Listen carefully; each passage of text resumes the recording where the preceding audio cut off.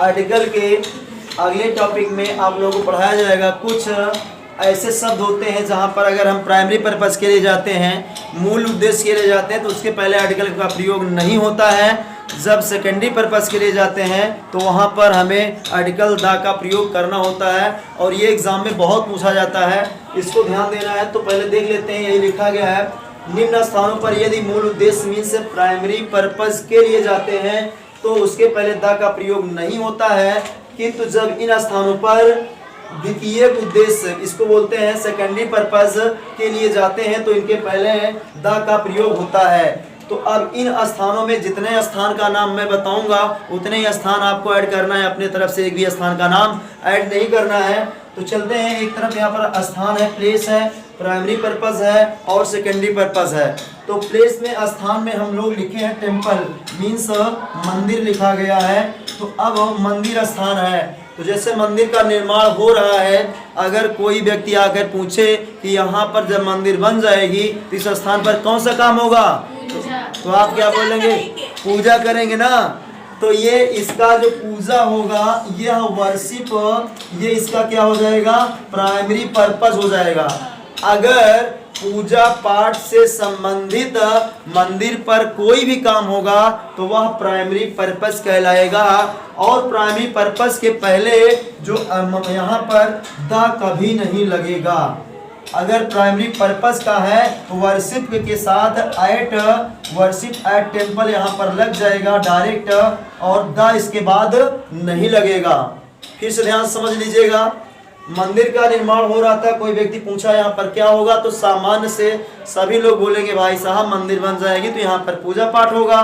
तो कि जितना भी वाक्य पूजा पाठ से संबंधित रहेगा वहाँ पर मंदिर पर आएगा, किंतु ऐट के बाद द नहीं लगाएंगे। तो यहाँ पर क्लियर हो चुका है।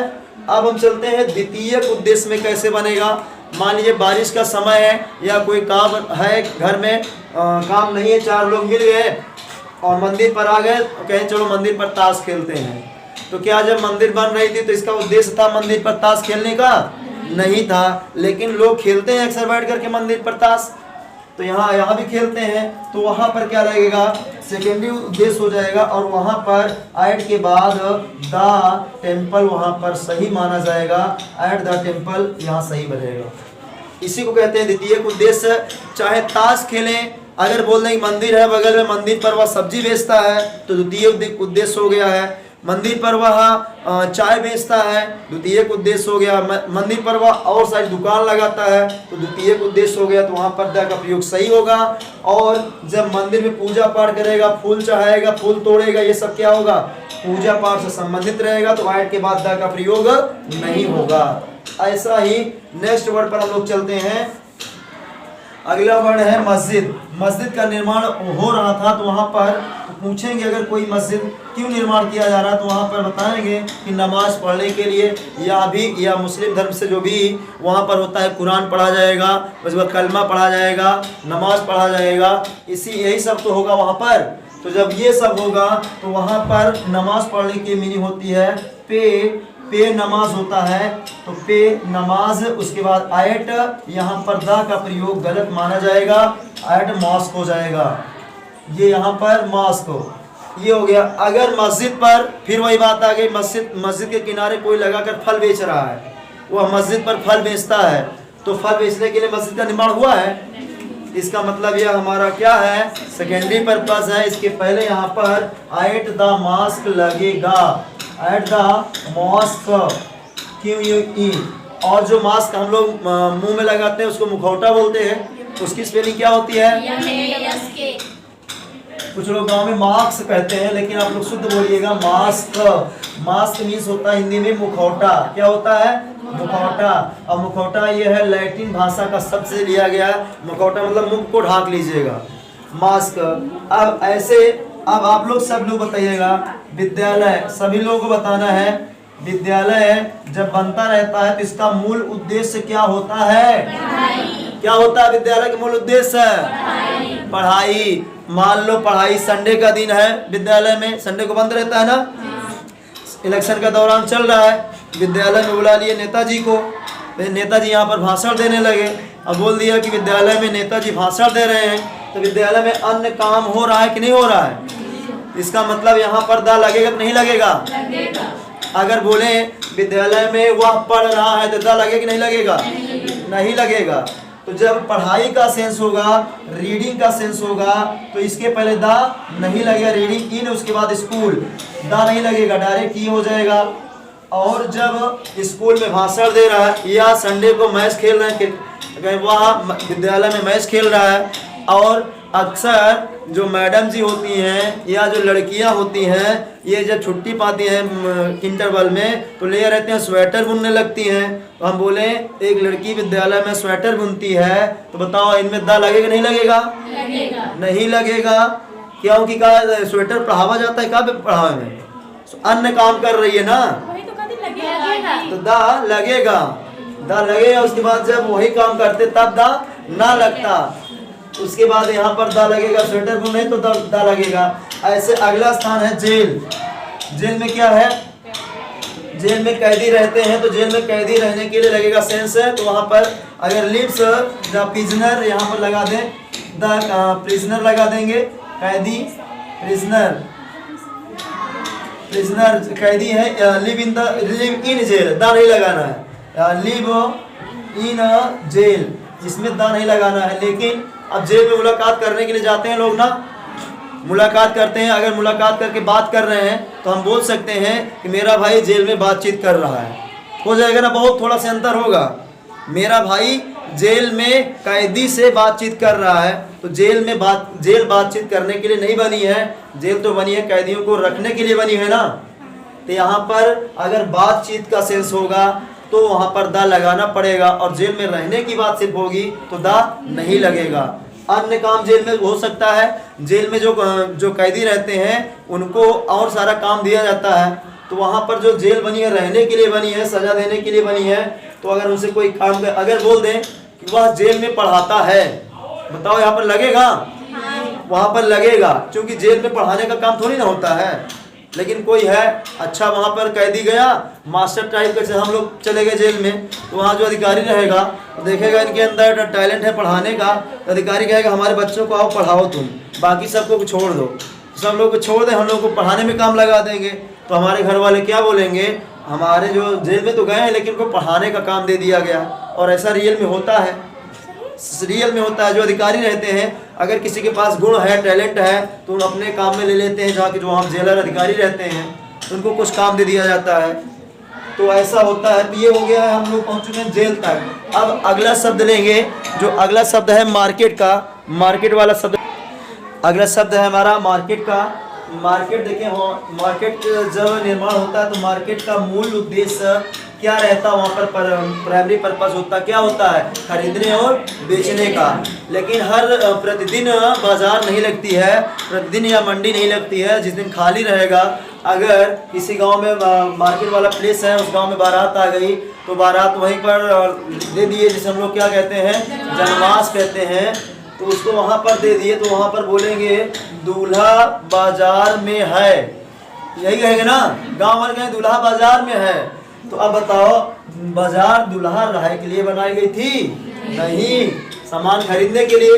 इसका यहाँ पर जब सेकेंडरी पर्पस होगा तो इन द मार्केट लगेगा, मतलब इन द मार्केट लगेगा। और यहाँ पर खरीदने बेचने का होगा तो यहाँ पर द नहीं लगेगा, इन अकेले लगेगा। इन मार्केट खरीदने बेचने का सेंस होगा तो ऐसा लगेगा। और दूसरा बात हो सकती है, जहाँ बाजार लगता है, खाली स्थान रहता है, तो कोई भी नेता भाषण वहाँ भी दे सकता है। मार्केट वाले स्थान पर कोई गोष्ठी करना हुआ, कोई धार्मिक समूह के लोग आ गए, वहाँ पर सत्संग वचन सुनाने लगे, तो कहेंगे यहाँ पर मार्केट में भजन हो रहा है। मार्केट में बाजार में क्या हो रहा है? भजन गाया जा रहा है। तो हो सकता है, तो भजन अन्य उद्देश्य हो गया। अगर मार्केट में खरीदा बेचा जाएगा तो नहीं लगेगा। तो बातें समझ में आएगा। अस्पताल वाला देखिए, अस्पताल में कोई मान लीजिए आपका पेशेंट क्या है? एडमिट है।